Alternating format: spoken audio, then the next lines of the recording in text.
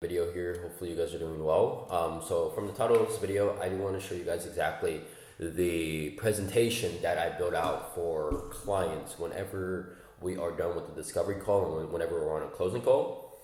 This is just a demo. Don't think this is like an actual presentation that I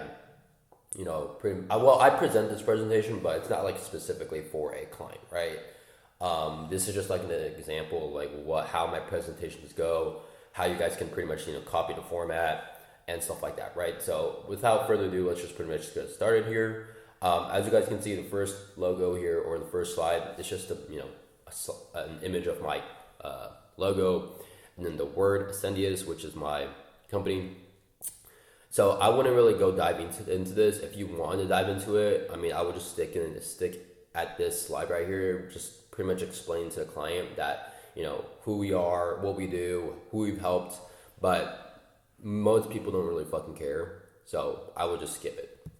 So the second thing is, this is very vital, as this is where, once you get the problems and once you're finished with the discovery with the client, you want to make sure that you go into AI, use Claude, ChatGPT to figure out, well, obviously, as from like my other video, right, how I showed you guys that whenever I'm done with a call, my Fathom note taker typically goes into ChatGPT and figures out what the problems they're facing. That way I don't have to keep on going into Fathom.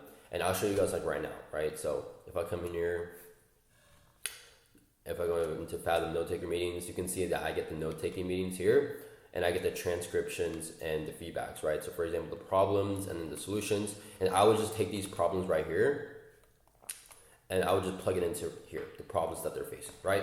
So now everything that we talked about in the meeting, instead of me having to go into the Fathom and look at the meeting every single time and listen to it, it's already giving me the problems that ChatGPT pretty much gave me, and I could just plug it into the slide right here, right? Same thing applies with the solutions as well. As the solutions it gives me, I just plug it straight into the slide. So these two slides are very vital as you're explaining the process of the problems that they're facing right now to them, and then the solution to the processes that they should be solving within their business, right? So after this is just kind of like this is also a very vital slide, as this slide right here is pertaining to the problems, or not, yeah, the problems for other businesses, right? So for example, like, most businesses suffer with excessive time in estimates and quotes. So you're essentially telling the person and the lead that, hey, you're not the only one that's essentially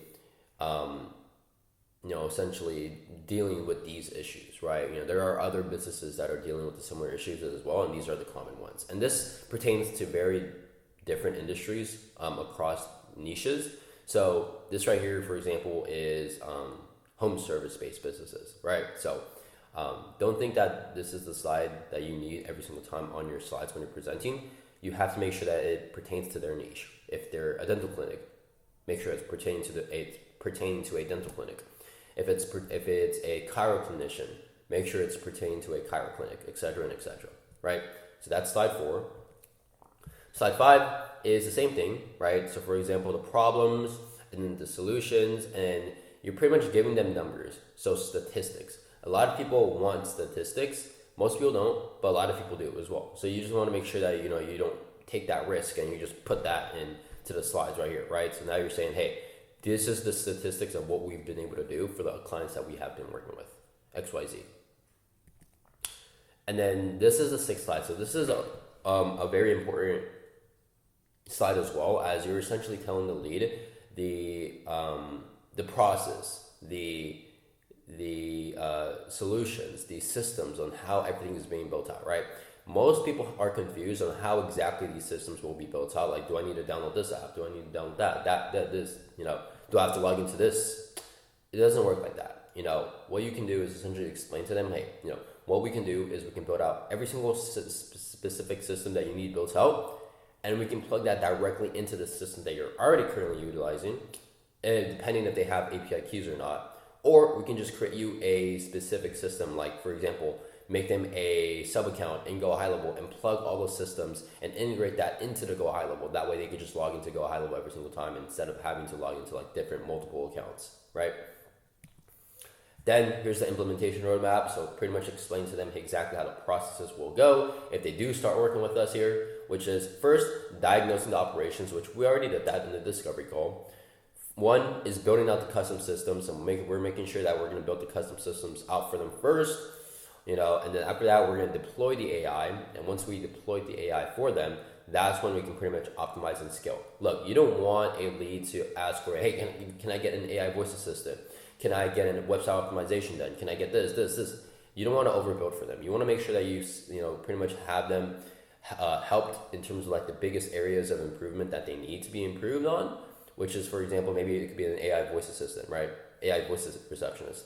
We're gonna build that out. We're gonna deploy that, and if it works very fine in the next 2 to 1 month, or I guess 1 to 2 months, or like two weeks at least, right?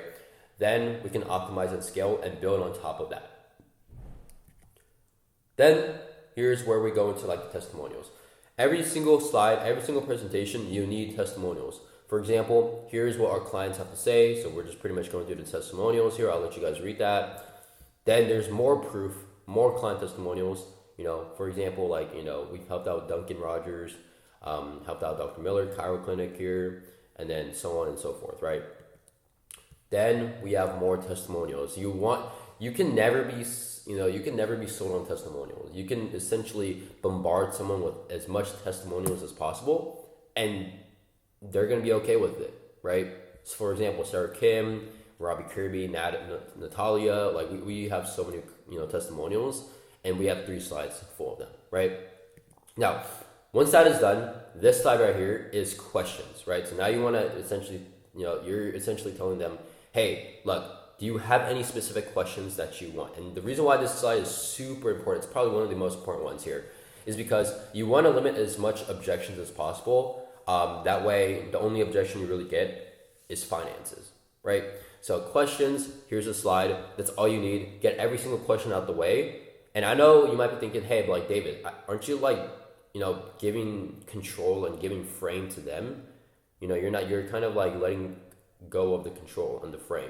Well, yes, but no. You're essentially letting go of the frame, but what you're essentially doing is you're limiting any objections that can come.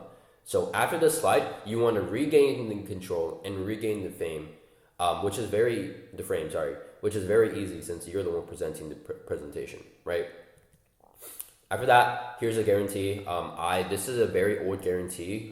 We don't have this guarantee anymore. It's a little bit more different, but you guys can, use this as like an example. But you want to make sure that you have a guarantee slide in front of the pricing first. That way they have that in mind, like, okay, I actually have a guarantee if I do spend the money, right? So that way they don't feel obligated to just spend money and never get it back, right? So for example, like blah, blah, if you don't see the results in the first 45 days, we will give you all your investment money back and work with you until it does. So make sure that you have a guarantee slide. This is honestly top 2 most important slides. Then here's the pricing. So obviously this is not the pricing that we have. This is just an example. Like I mentioned, this whole presentation is just an example. But this is essentially the slide where you want to make sure that you have the pricing. So here's the thing with this. Make sure when you are presenting your pricing side and structure, I would just honestly get rid of all of this right here, like this one-time infrastructure bill, blah, blah, blah. I would get rid of all of this. That way, the only thing that they see in their in the presentation is just the implementation fee and any monthly retainers. I would just literally keep these, and this, and literally that's it. The reason why you want to take out this right here, and I don't know why I put this in. Like I said, this is a very old presentation, but the reason why you don't want this in is because people aren't going to read this, first of all. Second of all, they don't care about this. They just care about the pricing right here. So even if, you can literally get the same amount of like work done by just implementing these 3 things instead of having to type out all this right here. Like, I'm genuinely serious with you guys.